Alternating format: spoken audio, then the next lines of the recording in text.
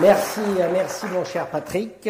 Comme c'est quand même l'heure de l'apéro et de casser une croûte, mon propos sera le plus concis possible, même si je ne suis pas forcément porteur d'aussi bonnes nouvelles que le souhaitait l'orateur précédent.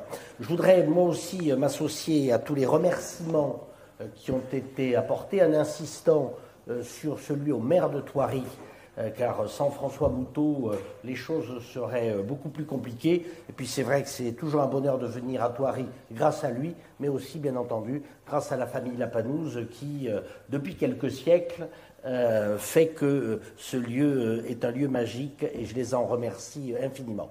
Tu as salué le sénateur Gournac, j'avais eu peur tout à l'heure que tu l'oublies. Or, oublier le sénateur Gournac, c'est impensable puisqu'il est quand même parmi nous depuis que le Sénat existe. Et donc ce serait un acte de rébellion à l'égard de tout ce que représente Alain, de tout ce qu'il a fait. Et puis nous n'avons pas salué, et donc je le fais, Vincent. Notre conseiller régional rural, d'habitude c'est plutôt... non, je ne crois pas qu'il ait été salué, Vincent. Vincent Poiré, il est par là. Donc comme c'est quand même le conseiller régional le plus rural, il faut se réjouir qu'il soit parmi nous. Alors, ne sont pas, après au nom du soirée, ne sont pas présents également le président Larcher, ça a été dit, il est aux obsèques de Jean-Claude Gaudin qui a été très longtemps vice-président du Sénat. Et quant à Sophie, elle est depuis longtemps prévue pour un colloque qui se tenait aujourd'hui à Aurillac. Et ce colloque était consacré au président Pompidou et Sophie a, depuis des années et des années, investi beaucoup dans la mémoire du président Pompidou, un grand Yvelinois, et elle était obligée donc de se rendre à ce colloque. Alors, Patrick a dit plein de choses aimables. C'est vrai que une des choses dont je suis le plus fier, c'est la création d'Engineering. Je dois dire de façon totalement immodeste que c'était mon idée, que je l'ai voulu, que je l'ai portée de toutes mes forces, parce que j'ai, me semble-t-il, dans tous mes défauts, une qualité, c'est que j'ai été maire. Et donc je sais ce que c'est que la galère des maires quand ils se retrouvent sous-administrés et sous-financés. Et que, en particulier pour les communes rurales, je voyais bien que la disparition de cette DDE était un mal terrible.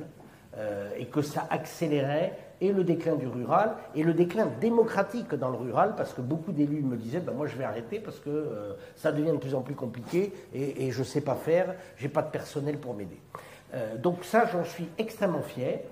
Et je suis aussi fier, tu as parlé des 3 raisons, elles sont parfaitement exactes, mais je suis fier aussi de la forme, parce que c'est posé à un moment donné la question, on a toujours des débats, c'est pourquoi on n'en ferait pas, après tout comme la DDE, un service interne du département. Et je n'ai pas voulu que ce soit un service interne du département parce que je voulais le système d'adhésion.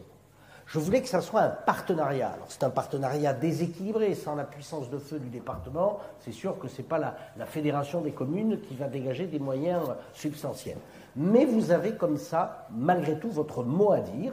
On l'a vu d'ailleurs, il y a une compétition acharnée pour les élections au conseil d'administration, ce qui est extrêmement sain, ce qui montre bien la vivacité d'Engineering et le fait que ce partenariat est essentiel pour les maires. Donc oui, c'est un sujet de fierté et j'espère que, puisque nous fêtons la sortie de l'enfance d'Engineering avec ses 10 ans, j'espère que quand nous nous retrouverons tous dans 10 ans pour l'âge adulte, oui, on est tous d'accord. Bon.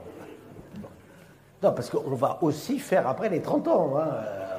Il n'y a pas de raison qu'on s'arrête. Donc quand nous nous retrouverons tous, je crois qu'on sera toujours aussi satisfait de l'existence de l'ingénierie. Alors tu me demandes de reconfirmer, mon cher Patrick, la volonté d'aider les communes par la voie contractuelle. Oui, je le maintiens, mais je le maintiens avec 2 précisions. Je le maintiens jusqu'à la fin de la mandature, hein, pour autant qu'il n'y ait pas de catastrophe supplémentaire. Parce que je vais vous refaire un point qui n'est pas réjouissant. Donc l'objectif est que jusqu'en 2028, il y ait bien le système des contrats ruraux et triennaux. Pour ce qui est des autres contrats, nous allons les réinventer. Parce que nous ne sommes pas en capacité de pouvoir abonder comme nous avons abondé dans le passé. Donc là, nous faisons un choix politique, que je l'assume, c'est d'aider en priorité les territoires les plus ruraux parce que c'est là où il y a le moins de richesse fiscale et qu'il n'y a donc pas d'autre solution que de les aider, autrement il n'y a rien dans le secteur rural. Dans les communes, je ne dis pas que tout est facile dans les communes, loin de là, dans les plus grandes communes, mais il y a quand même plus de capacité financière et donc plus de facilité à pouvoir s'aider et puis un accès aussi sans doute plus facile à la manne et régionale et d'État sur des projets bien prévus. Donc oui, nous voulons maintenir une bonne partie de notre politique rurale, mais c'est extrêmement compliqué, de notre politique en faveur du territoire rural et de notre politique contractuelle, mais c'est extrêmement compliqué, car la situation ne s'améliore pas. Nous avons perdu 30% de nos droits de mutation en 2023. Au premier quadrimestre, nous sommes à nouveau à 30%, pour être précis à 33%. Donc là, ce que vous faites, moins de 30%, vous n'avez plus que 70%. Ces 70%, lorsque vous refaites 30%, ça représente 20% de la somme d'avant. Ça veut donc dire qu'à la fin de cette année, si ça continue comme ça, nous aurons perdu 50% de nos recettes fiscales. 50%. Imaginez si ça vous arrivait, comment vous feriez. Et nous ne pouvons pas réduire nos dépenses comme nous le souhaitons, puisque l'État continue à nous transférer des charges sans nous les compenser. Je dirais un mot des compensations. On nous annonce la hausse du RSA. Je ne dis pas qu'il ne faut pas augmenter le RSA, mais ce que je dis, c'est que ça va coûter 5 millions d'euros au département et que j'attends le chèque. C'est terrible pour nous.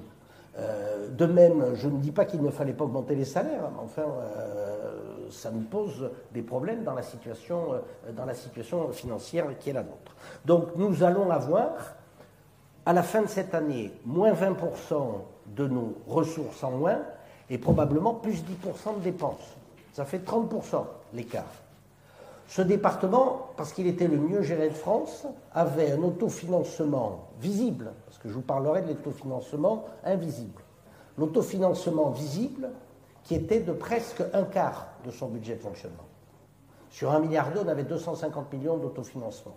Vous comprenez donc bien que le fait qu'on perde plus que notre autofinancement nous amène à couper drastiquement dans nos dépenses, car autrement, nous serions à la fin de l'année un autofinancement négatif, et un autofinancement négatif, on ne peut même pas lever de dette.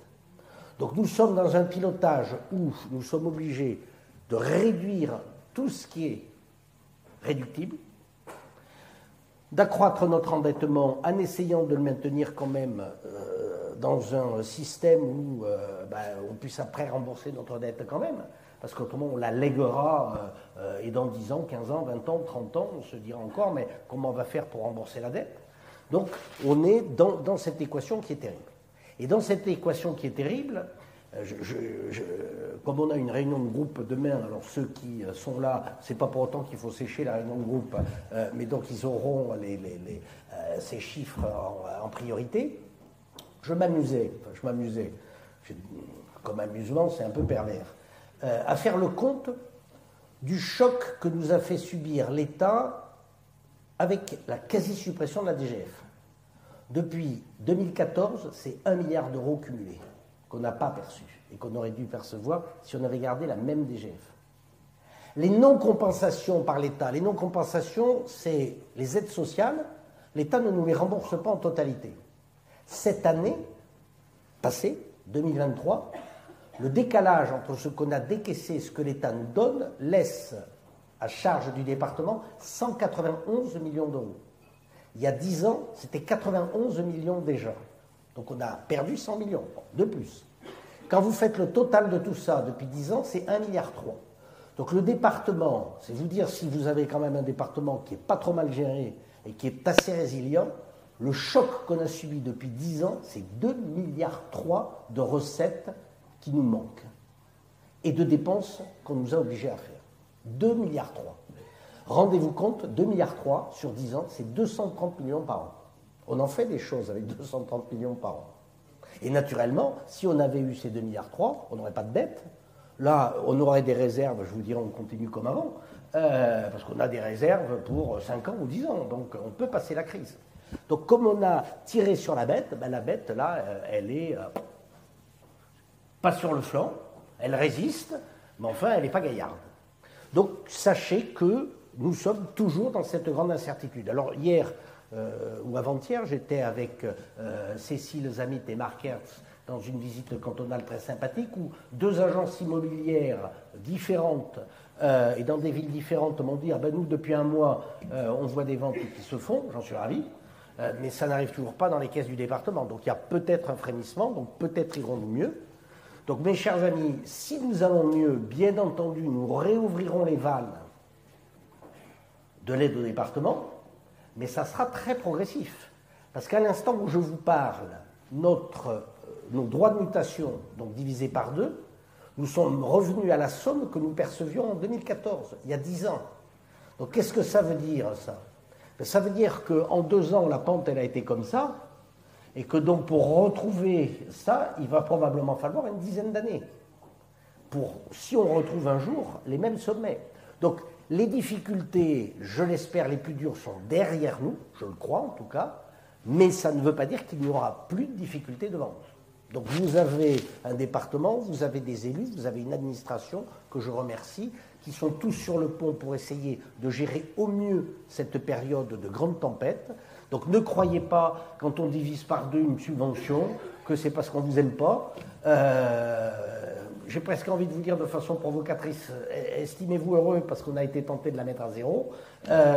Donc nous essayons de faire du mieux que nous pouvons avec cette part d'incertitude liée à l'époque terrible que nous vivons. Voilà ce que je voulais vous dire. J'espère vous avoir coupé l'appétit et l'envie de boire, parce que ingénierie a peut-être fait des économies sur... Ingénierie... Avant, c'était Larcher qui faisait 3 discours, maintenant c'est Stéphane Denis. Je ne peux pas laisser passer ça. Nous fêtons ce soir le 10e anniversaire d'ingénierie. On n'a pas 10 ans tous les jours. Et nous avons fait des économies en début d'année. Nous n'avons pas fait de cérémonie de vœux pour mieux faire la fête ce soir. Bon, c'est très bien, bravo. Ben voilà, il a dit l'essentiel, on est là pour faire la fête. Merci, bon courage. Et encore merci à tous les maires, tous les élus communaux qui sont là, puisqu'il n'y a pas que des maires, pour les trésors de dévouement apportés à nos concitoyens et à l'embellissement des Yvelines. Vive les Yvelines et vive l'ingénierie.